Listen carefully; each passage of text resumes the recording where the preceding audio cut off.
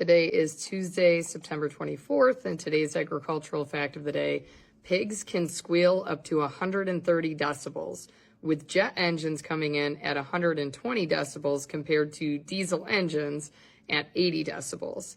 Hearing protection should be considered when handling pigs or piglets and putting them into semi-stressful or uncomfortable situations. One of my students in intro wanted a fact on pigs, so I obliged and quickly looked up this fact before class started. So obviously, as I've told all of them, because kids should be aware of this, whether they choose to use it or not, but if you have a smartphone, you can look up a sound monitor, like a decibel monitor app, that if you're in certain given specific situations and you want to know just how loud a situation is, you can turn on this app and it will tell you an estimate. Now, I don't know as far as accuracy is concerned. I've actually never used it around my tractor to see just how loud or how many decibels the tractor produces.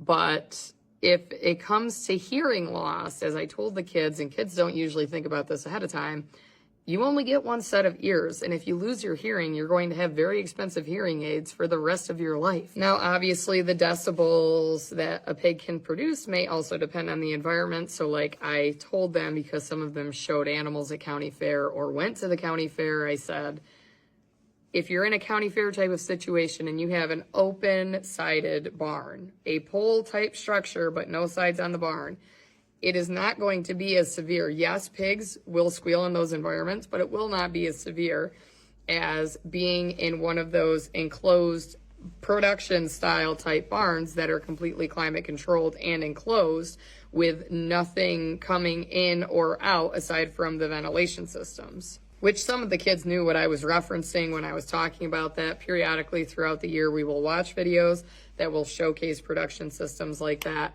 So they could clearly make the distinction. But then this also gave the kids an opportunity to ask some other random questions about pigs that they may not have known. One kid asked how pigs fight, and I kind of described that briefly and explained why pigs' teeth are cut when they're babies. Not all of their teeth, but what would emerge and create some very violent weapons. But that's basically it for today's Ag Fact of the Day. Now, what I do want to inform you about is this awesome project that my FFA officers and I were working on today. No, it has nothing to do with this Neato thing, but I do love this cube. I got it off TikTok Shop and it is the best.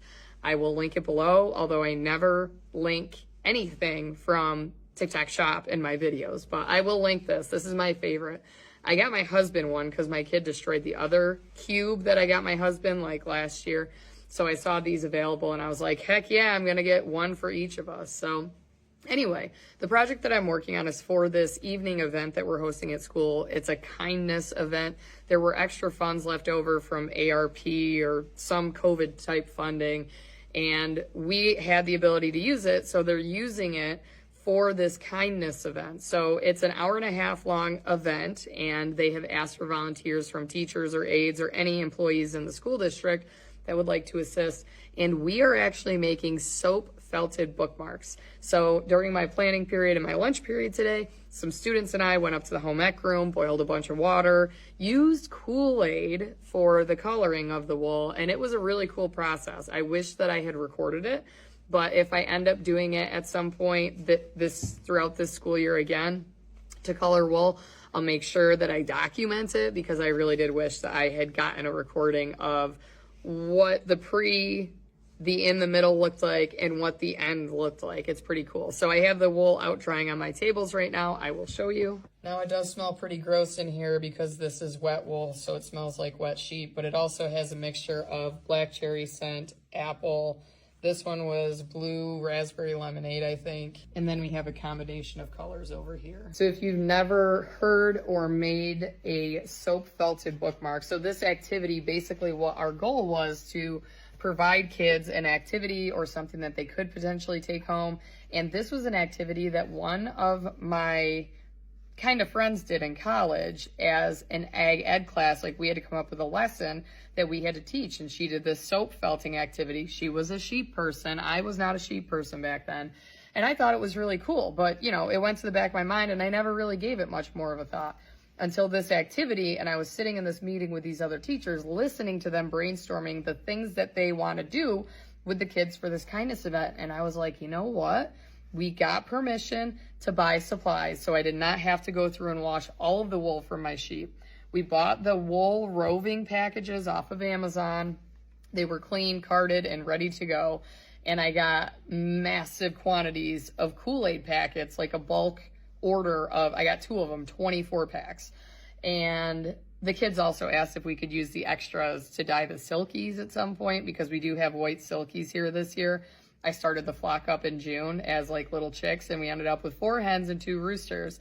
So at some point we will do that. But tomorrow, when I actually make the soap felted bookmark, I'll make sure I take a video.